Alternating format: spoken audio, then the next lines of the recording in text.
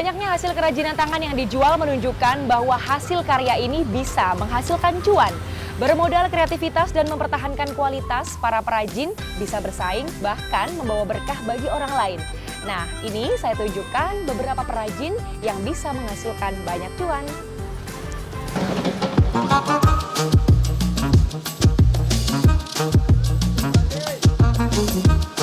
Di saat musim kemarau, langit Pulau Dewata biasanya penuh dengan layang-layang aneka bentuk dan warna.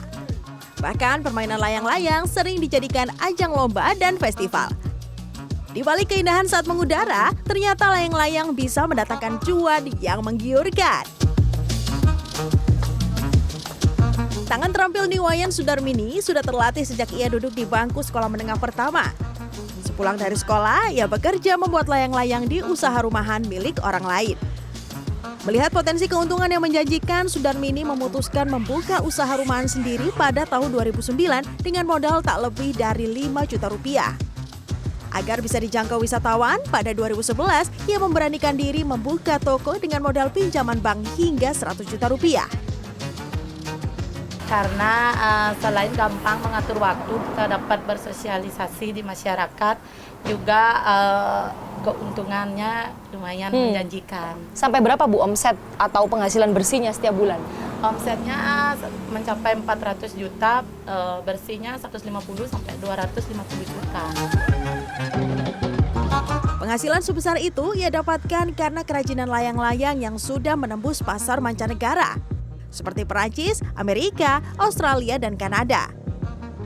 Para pembeli biasanya menggunakan layangan untuk permainan, hiasan, dan festival.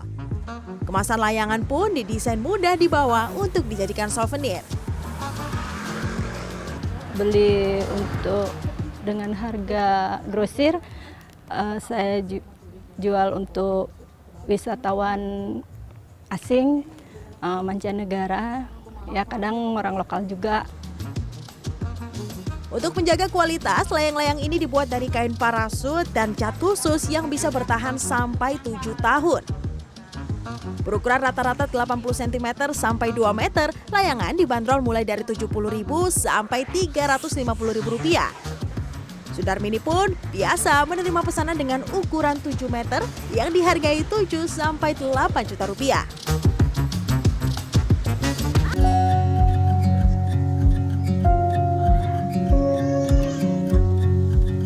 Sentuhan seni dalam bisnis juga ditekuni oleh mantan guru seni rupa bernama Iwayan Sadra. Kerajinan tangan egg painting atau lukisan telur ini berawal dari pemanfaatan limbah kulit telur saat upacara keagamaan. Sadra kemudian menjuarai beberapa lomba menghias pohon Natal dengan mewarnai telur. Saat krisis moneter pada 1997, Sadra harus menutupi gaji pegawai negeri dengan mencari penghasilan tambahan. Ia mencoba keluar dari pakem media lukis yang biasa ia gunakan seperti kanvas, kain, dan kertas dengan beralih ke melukis telur. Modal awalnya hanya sekitar 2 juta rupiah. Kini Sadra membuat lukisan telur dari berbagai bahan seperti telur bebek, angsa, burung unta, dan telur burung kasuari yang sudah busuk. Sebelum dilukis, isi telur disedot terlebih dahulu. Harganya disesuaikan dengan ukuran telur dan kerumitan motif, mulai dari Rp50.000 sampai Rp1,5 juta rupiah. Dari 10 juta keuntungan bersihnya sampai 15 juta kalau setelah corona ini. Karena kebetulan di objek-objek wisata sudah mulai ramai, pelanggan-pelanggan Bali sudah mulai berdatangan. Pasar egg painting milik Sadra sudah merambah ke luar negeri seperti Belanda, Jerman, Perancis, Argentina, dan Selandia Baru. Sementara untuk memenuhi permintaan konsumen dari sejumlah negara yang melarang telur asli masuk, Sadra membuat telur dari bahan kayu. Agar tetap eksis, Sadra menerima permintaan motif dari konsumen dan mengikuti perkembangan motif di pasaran.